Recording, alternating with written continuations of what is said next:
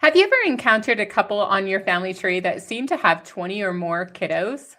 Was your female ancestor a baby making machine or something else is going on? A patron named Betsy came into the Family Search Center and made a simple observation.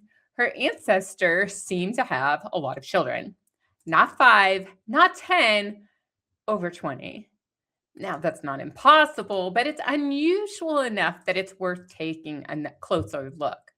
So instead of asking, how do we fix this? We're going to ask the better question: what actually happened here? Because when the number of the children starts stretching what feels reasonable, that's often a signal that something in the family tree has been combined that probably really shouldn't have been.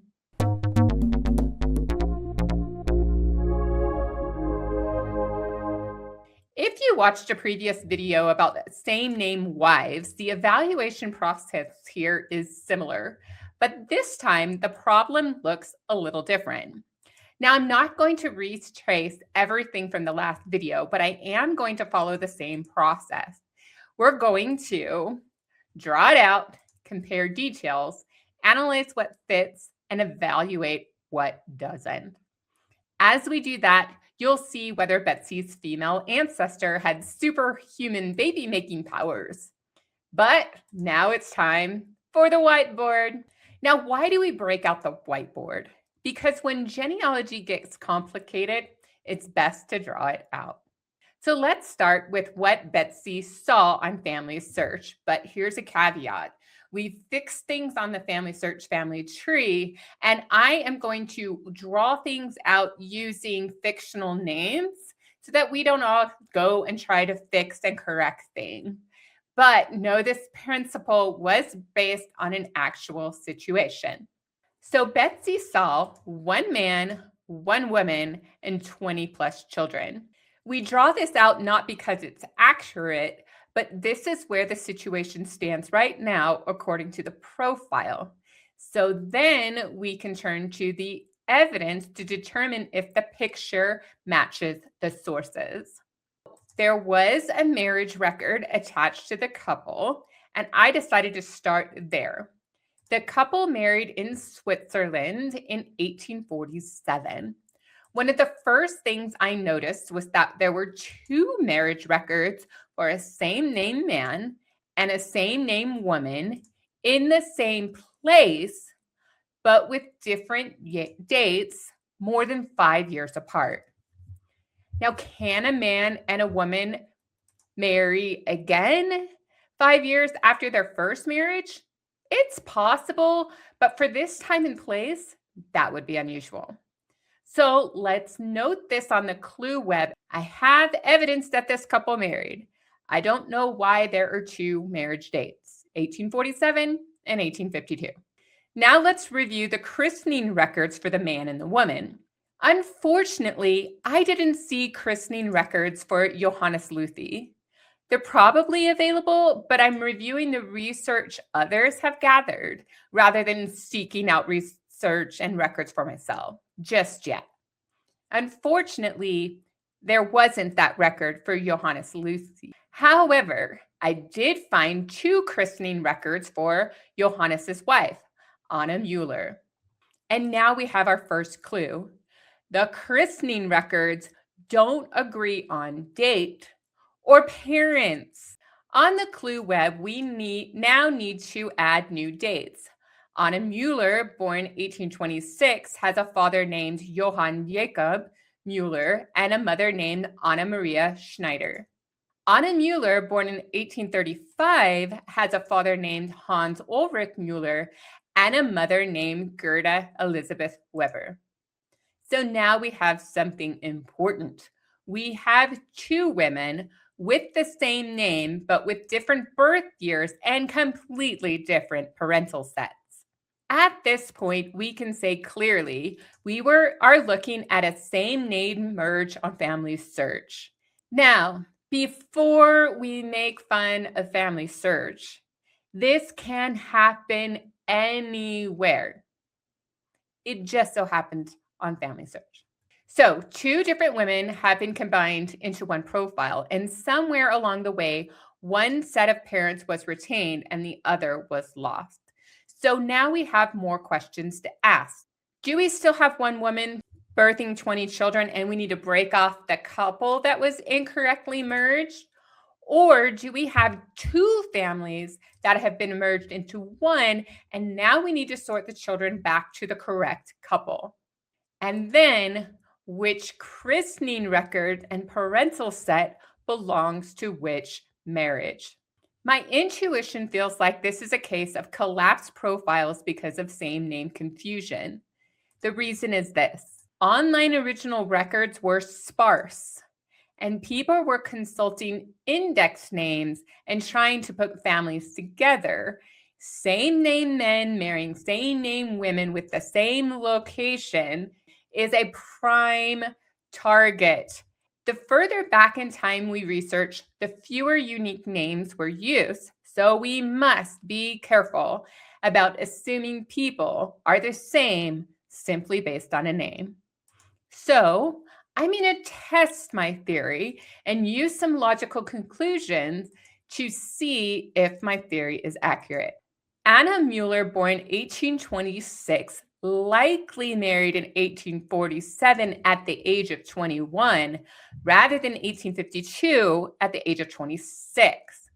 Because Anna Mueller, born 1835, likely married in 1852 at the age of 17, rather than in 1847 at the age of 12.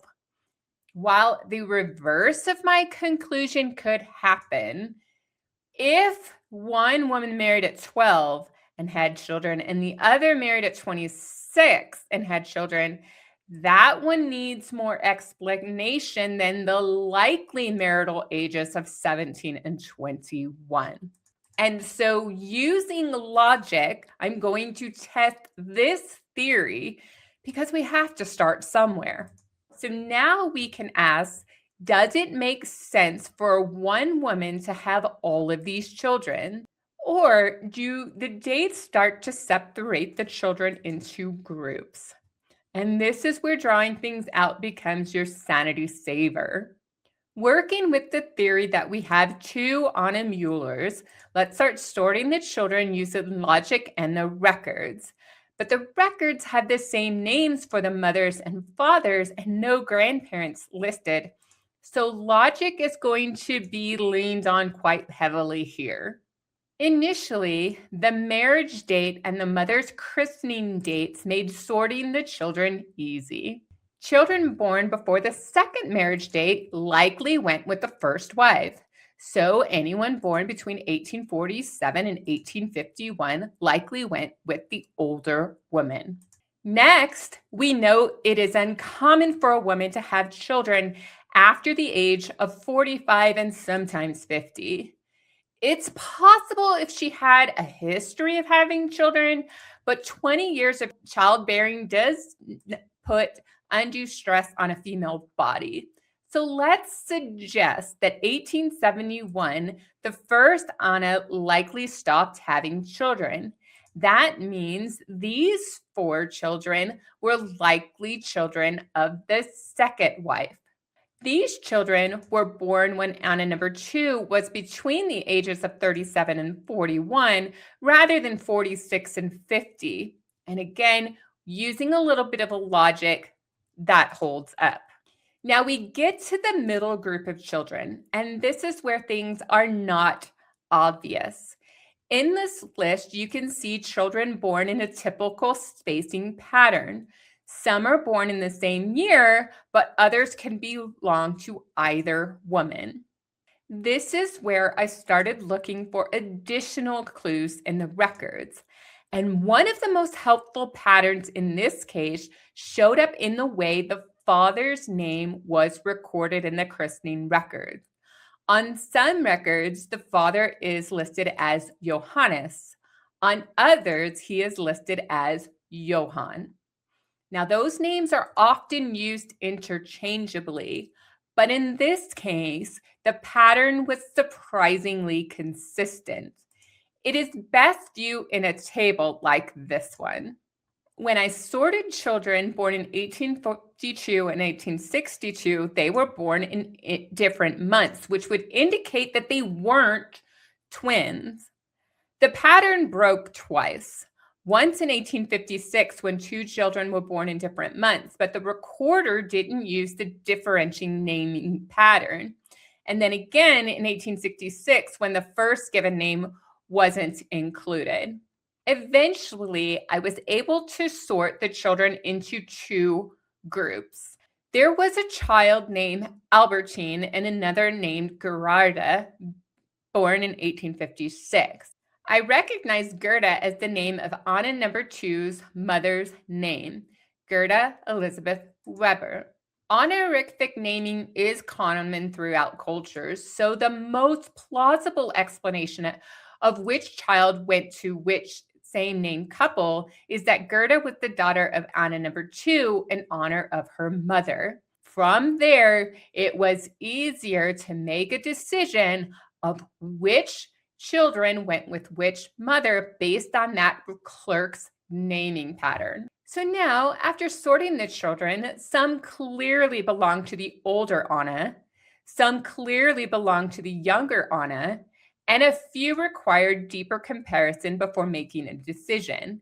And even now, there is still at least one child I'm not completely certain which parents are his, and that's Ulrich, born in 1866. At this point, the theory of two men and two women collapsed into one profile is holding up. Betsy doesn't have one baby-making machine ancestor. There are two women having 10 or so children, which is still impressive. I mean, I have 5, and 10 is double that number. So let's talk about Betsy's next step. I recommend that she review the change log for Anna Mueller and Johannes Ulrich Bluethy to restore the incorrectly merged profiles. With both Anna profiles open, sort the children to the right mother by deattaching and attaching the relatives and their relevant sources. Throughout step 2 and 3, leave reason statements and notes. Mark one note as an alert for each profile that was incorrectly attached. For the child that is unclear, I recommend leaving them where they are, but drop a note that they're still uncertain whether the relationship is accurate. Include the FamilySearch personal IDs for the possible alternative couple. And then, once it's all sorted out, reward yourself with a treat. For me, it would be a brownie or a soak in a hot tub. What would you treat yourself with? Let me know in the comment section. So let's bring this back to Betsy's original question. Did one couple really have 20 children? No. What we actually had was two couples with very similar names living in the same place whose families were merged on FamilySearch over time. If I can leave you with one piece of advice, it's this. When working with same name individuals in the 1800s and earlier, names alone are not enough. You have to look for multiple points of identity, such as dates, places, relationships, and other patterns, to help you separate one person from another. When you're faced with complicated family history questions like Betsy's, remember the process. Draw it out, compare the details, analyze what fits, evaluate what doesn't, and then make your best supported conclusion. If you've run into a situation like this on your own, I would love to hear about it. Until next time, when in doubt, draw it out. Thanks for watching. If you're ready to watch another wonderful Family History Fanatics video, be sure to check out the video right here.